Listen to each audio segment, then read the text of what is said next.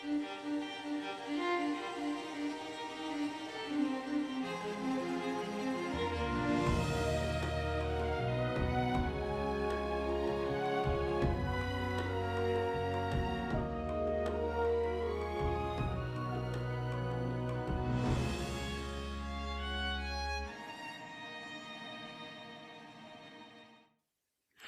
Gospel of Luke begins with an explanation and a mystery. The explanation is how it was written. The mystery is the person it was written for. Luke was a medical doctor who joined the Apostle Paul on some of his journeys. In Colossians 4, verse 14, Paul refers to him as our dear friend, Luke, the doctor. When they arrived in Jerusalem, there was a riot in the temple area, and Paul was arrested by the Romans. For the next 2 years, Paul was a prisoner in Caesarea Maritima on the Mediterranean coast. When he sailed for Rome, Luke was still with him. So, during that time, before the voyage to Rome, where was Luke? Living in Judea for 2 years, it's very likely that Luke took advantage of this time to research some of the material that would later appear in his Gospel. In chapter 1, verses 1 to 4, the doctor tells us precisely how he is writing and why. Many have undertaken to draw up an account of the things that have been fulfilled among us, just as they were handed down to us by those who from the first were eyewitnesses and servants of the word.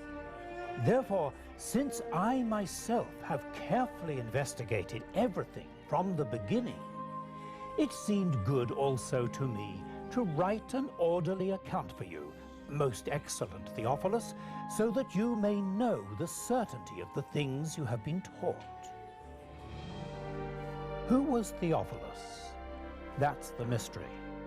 Luke calls him most excellent Theophilus, which suggests that he was a man of some importance, but who he was remains unknown.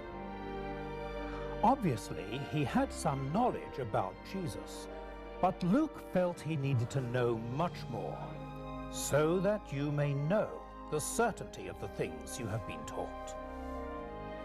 There are many of us who are like Theophilus, and Luke was also writing for us all. When you open the Gospel of Luke, you see immediately how he puts the story of Jesus' life in the context of history, naming the leading political and religious men of that time. In chapter 2, he mentions Caesar Augustus, the first of the Roman emperors.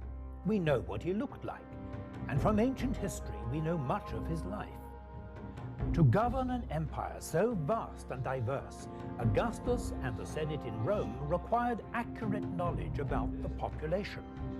Luke chapter 2, verse 1. In those days, Caesar Augustus issued a decree that a census should be taken of the entire Roman world. Joseph and Mary made the journey from Nazareth to Joseph's home village of Bethlehem. It would have taken about 5 days. And while they were there in Bethlehem, the time came for the baby to be born. And she gave birth to her firstborn, a son. She wrapped him in strips of cloth and placed him in a manger.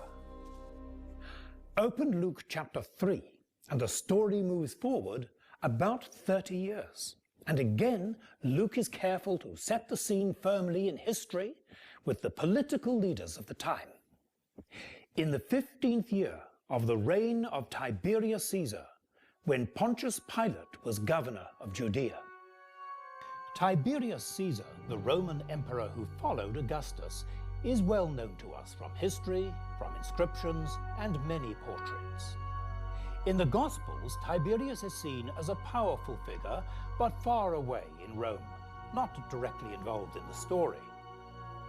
For Pontius Pilate, we have no portrait, but from ancient history we know about his time as Roman governor of Judea, and in excavations at Caesarea on the Mediterranean coast, a stone was discovered, inscribed with his name. Pontius Pilatus. The region of Galilee was ruled by a man named Herod. This was not the King Herod of Luke chapter 1. This refers to his son, Herod Antipas, now middle-aged and serving under the Romans. Herod Antipas features several times in the Gospel of Luke. So the scene is set with the political leaders in Galilee, Judea, and Rome. Obviously, this must have been important to a man like Theophilus. He had to see the life of Jesus in the context of the world he knew. These were real events that had happened, and they would change the course of history. What about the content of Luke's Gospel? How does he organize what he wants to say? Is there any kind of structure to his book? Yes, there is. Chapter 1 to chapter 4, verse 13, covers the birth of Jesus and his preparation for public ministry. Chapters 4 through 9 describe his teaching and healing ministry in the region of Galilee. Miracles of healing feature prominently in Luke. The deliverance of the demoniac in the Capernaum synagogue, the healing of the centurion's servant, and the raising from the dead of the widow's son in Nain. The healing of the woman who had a hemorrhage for 12 years, and the raising to life of the 11-year-old daughter of Jairus, a leader of the synagogue in Capernaum. Just as in Matthew and Mark, Luke tells us about the turning point in Caesarea Philippi. It's in chapter 9. Jesus asks the question, "Who do you say that I am?" Peter says, "You are the Christ of God." In chapters 9 to 19, Luke becomes a travel story as Jesus goes to Jerusalem. A travel story was a style of writing familiar to the Greeks and Romans. And within that frame, Luke communicates much of what Jesus did and said. From chapter 19, verse 45 through chapter 21, Jesus is in Jerusalem, mostly in or near the temple. Chapters 22 through 24 describe his death and resurrection and meeting again with his disciples. When you open the Gospel of Luke and start to go through the book, it gradually becomes clear that some things are very important to him. The preaching of the good news, salvation and healing, the Holy Spirit, concern for the poor, and the significance of women in God's work. This was a society where women were often treated as second-class persons, but in Luke, from the birth of Jesus to the empty tomb, women are at the center of events. Luke also highlights the subject of prayer. For Jesus, prayer was vitally important. In Luke chapter 5, verse 15, we read about his ministry that crowds of people came to hear him and to be healed of their sicknesses. But Jesus often withdrew to lonely places and prayed. So it goes on right through the Gospel. There are 9 separate occasions when Luke tells us how Jesus spent time in prayer. And in chapter 11, there's a story Jesus told to encourage us to pray. The story was set in a village at midnight. It was a quiet place with no reason for people to come here. But tonight there was a visitor, and he was not expected. It was a friend. For the family in the village, this visit came as a surprise. The arrival of a friend was always something special, and to arrive safely so late was something to thank God for. The tradition of hospitality demanded that the visitor be treated with great respect. Never mind that it was midnight. The welcome given to visitors was a matter of honor, not only to the family, but to the whole village. Food and drink must be provided. But at this hour, it was a problem. The staple food was bread, and every morning the family baked enough bread for their own immediate needs and nothing more. After supper, it was all gone. In a small community like this, everybody knew everybody else's business, and the host knew very well where he might find some bread. It might be honorable to feed unexpected guests, but it was very inconvenient. And waking up neighbors in the middle of the night required a little explanation. "A friend, lend me 3 loaves of bread because a friend of mine on a journey has come to me and I've nothing to set before him." "Don't bother me. The door is already locked and my children are with me in bed. I can't get up and give you anything." The host asked again and again. To return empty-handed would bring shame on himself and his family. It would also bring shame on the village. It was inconvenient, but in the end his friend would have to get up and help him. This was not just a casual request, it was urgent and it was important. He got them 3 loaves of bread. To say no to a request like this for food was unthinkable, and everyone knew it. So the bread was served, the guest was satisfied, and the village had kept its reputation as a place of hospitality. So the story makes a contrast. If even a difficult neighbor will answer a persistent request, how much more will our Father in heaven answer our prayers? Jesus said, "Ask, and it will be given to you. Seek, and you will find. Knock, and the door will be opened to you." So be encouraged to pray. Bring your needs to God. Ask Him to help. The concern Jesus felt for people comes through in several parables recorded by Luke, which are nowhere else in the Bible. Most of them are scattered through the travel narrative after chapter 9. One of the best known is the story of the lost son in chapter 15. Let me show you that story through the lens of Bible times. The ministry of Jesus had brought many people to God, and among them were men and women who were really looked down on as sinners. The Pharisees began to criticize him. "These sinners are unclean in the sight of God, and you actually welcome them." An argument with the Pharisees would have achieved nothing. So Jesus responded with a story about a father and 2 sons. The family lived in a village, but they were not poor. The land they owned had been handed down for generations. But the younger son was not satisfied. He asked for his share of the estate while his father was still alive, sold the property and left home. Nothing would change his mind. He left his family and his village. He left the land God had given to his ancestors, the land of promise. He knew he had deeply offended his community. From now on, there was no going back. He had rejected them. Most of all, he had hurt his family. But the father knew that to hold the young man against his will was pointless. He was not just moving to the nearest town where his father might come and find him and try to bring him back. He was leaving behind everything he and his family had ever known.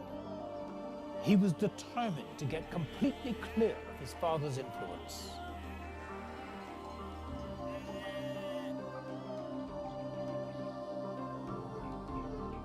The journey ahead of him was going to take some time.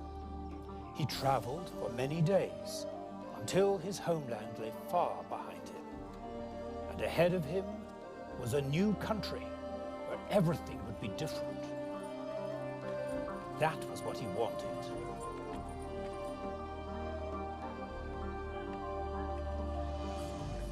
At last he arrived in a city, very different from his own village. But how was he to know how much things cost in a place like this? The fact was, he had no idea.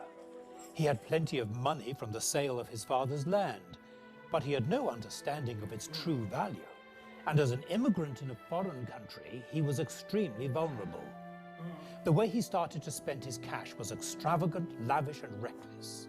He was determined that life would be exciting for him and he would enjoy it every day. Entertainment, parties, living high, it just went on and on. They didn't have parties like this in the village. It all felt so good.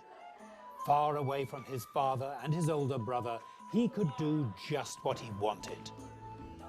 He was having a good time.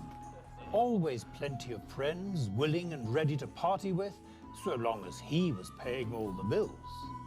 Life in the big city was exciting, and the young man thought he was enjoying it to the full. His lifestyle was extravagant. The weeks and months went by, and he was spending his money as if it would last forever. It never seemed to enter his head that half of everything his father had worked for was being wasted, and there was nothing to take its place. But one day everything would change. One day there would be no more money to pay for all this. And then what? At last it happened. The money ran out. There was nothing left. He had never thought about getting a regular job. He had no credit, no possessions, no place to call his own, no family, no one to turn to. He had nothing at all, nothing. Creditors could literally take the clothes off his back. But he was fortunate. Other men in his position had been sold in the slave market to pay their bills. At least he still had his freedom, but that was all. There was no place in this city to offer him shelter and food, and now there was famine in the land. Food was getting scarce and very expensive. He used whatever he had left to get something to eat, but these days it would not go far, and even bread was hard to find. No one really cared if he lived or died. At last, a citizen of the country agreed to become his patron and give him work. He was told to feed pigs. It was only one step above slavery. He had lost everything. At last, he made a decision. My father's workmen have plenty of bread, and I'm here dying of hunger. I'm going to get up and go to my father and ask for a job. This time the journey would be much harder. He was weak from lack of food, and he had no money. But he must go on. He must get home. Father, he would say, I have sinned against God and against you. I don't deserve to be called your son ever again, but give me a job like one of your workmen. He did not understand that forgiveness cannot be earned. It will be given freely or not at all. Even while he was a long way off, his father saw him. He knew that an elder should walk with dignity, but what did that matter if he could get to his son and bring him safely home? The young man tried to make a speech. Father, I have sinned against God and against you, and I'm not now worthy to be called your son. But the father had other ideas. Quick, he said, bring the best robe and put it on him, and put a ring on his finger and sandals on his feet. Let's have a feast and celebrate.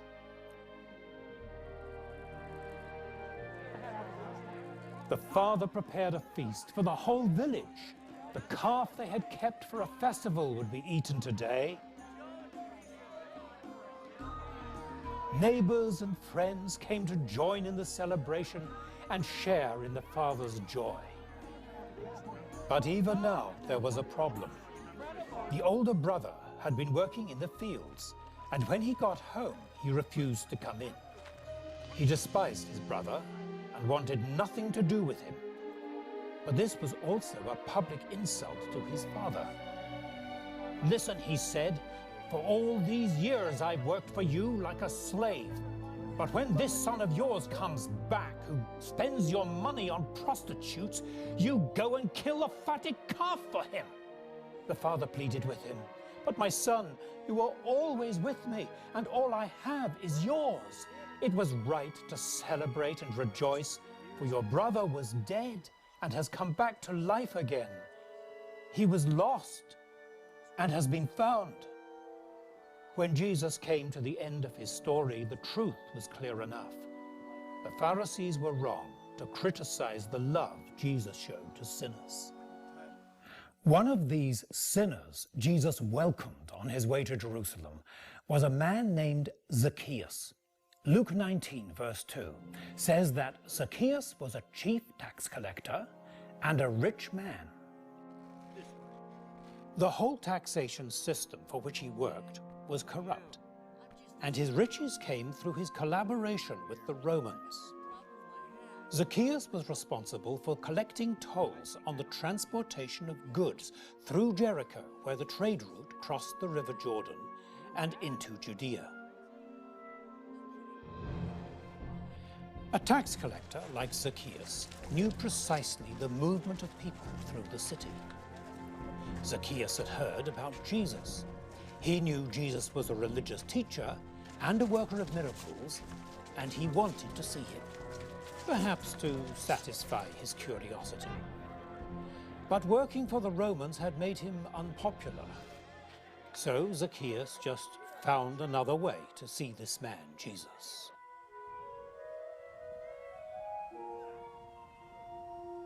When Jesus saw him, he called him by name.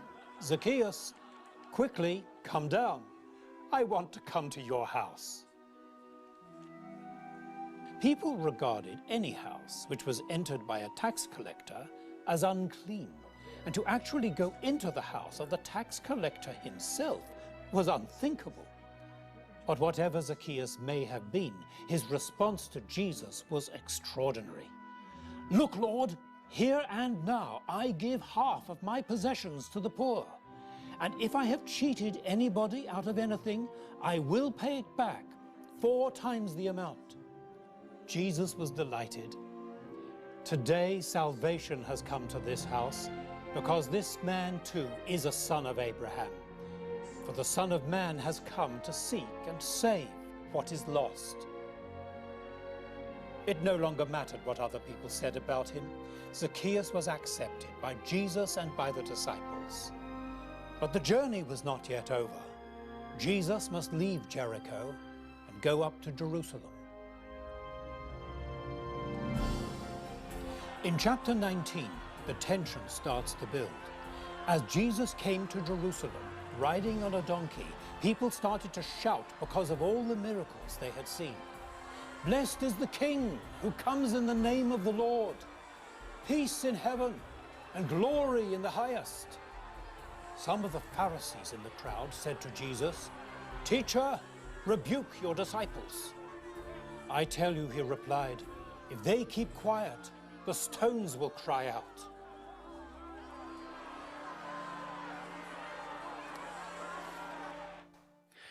A few days later, the chief priests arrested Jesus and brought him to the Roman governor, Pontius Pilate.